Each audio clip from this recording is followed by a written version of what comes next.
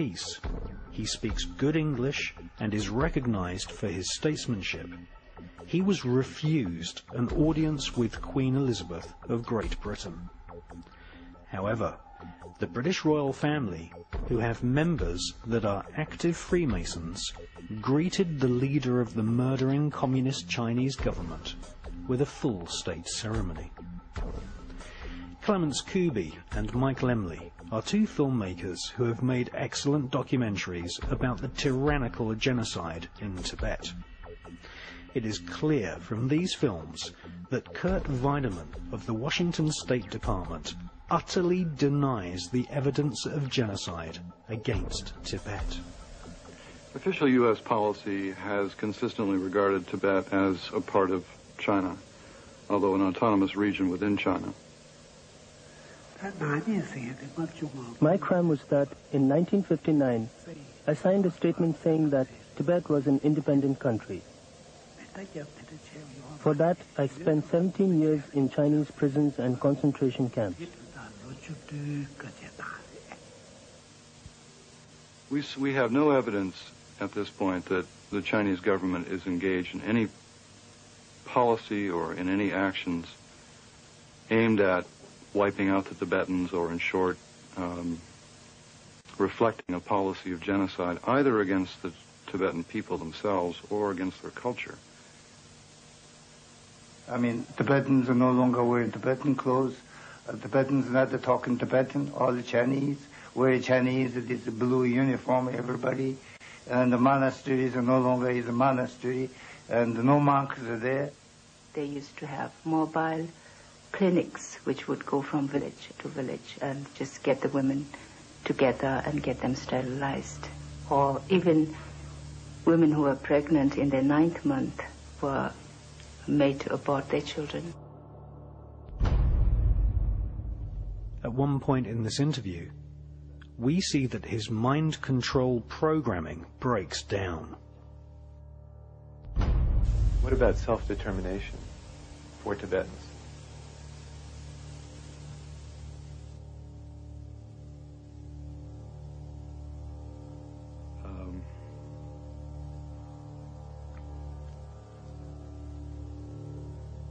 On the BBC Newsnight programme, we see a Chinese government minister also displaying signs of heavy mind control.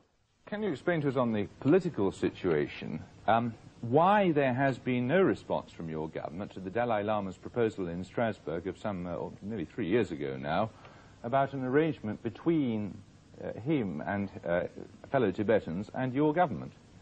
In 1988 in Strasbourg, the Dalai Lama proposed to make Tibet a democratic political entity governed by itself, which maintains relations of alliance with China. And what does it mean?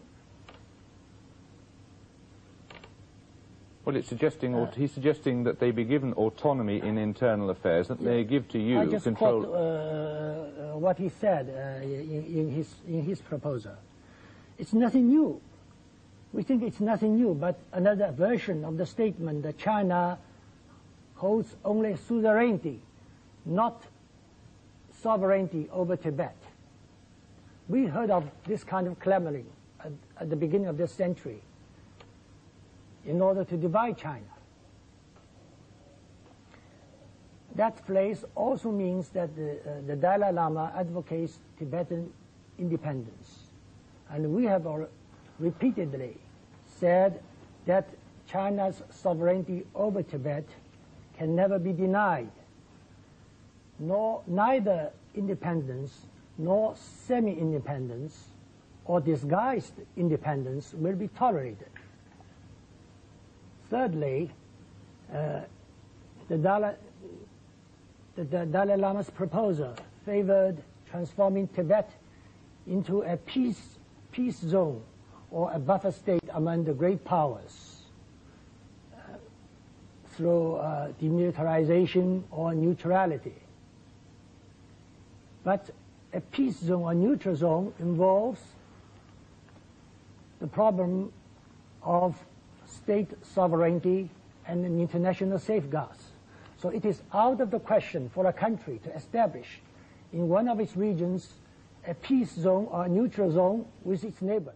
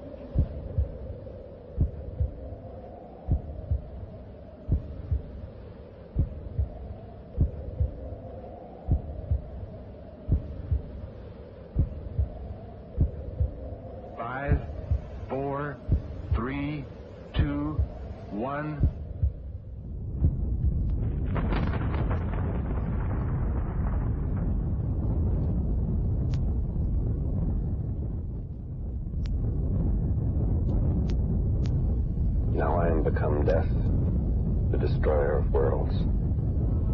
Hawati en tawi, tem jefa kau, ta pen em awef, mu ef, ta ef, sem ef, menemenet ef nebet.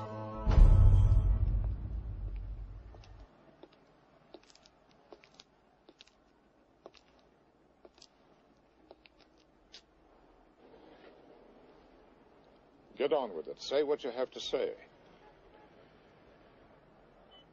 When the Jews return to Zion, and a comet rips the sky, and the Holy Roman Empire rises, then you and I must die. From the eternal sea he rises, creating armies on either shore, turning man against his brother, till man exists no more. Book of Revelations predicted it all. I'm not here to listen to a sermon. It is by means of a human personality entirely in his possession that Satan will wage his last formidable offense. You said that my Go wife to was... the town of Megiddo, in the old city of Jezreel. There see the old man Bugenhagen. He alone can describe how the child must die. Look here. He who will not be saved by the lamb will be torn by the beast. Will you stop? Your son, Mr. Thorne, the son of the devil. He will kill the unborn child. Then he will kill your wife. And when he is certain to inherit all that is yours, then, Mr. Thorne, he will kill you. That's enough. And with your wealth and power, he will establish his counterfeit kingdom here on earth, receiving his power directly from Satan. You're insane. He must die, Mr. Thorne. Go to the city of Megiddo. See Bugenhagen before it's too late. You see me in hell, Mr. Thorne.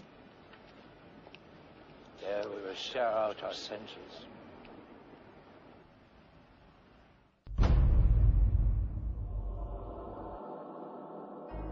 The Kabbale is a collection of Jewish magical texts which were given to mankind via psychic communion with a fallen angel called Raziel. Raziel is one of a pantheon of so-called fallen angels who serve the light-bringer Lucifer. The Kabbale describes the many angels and demons who inhabit the spiritual realm.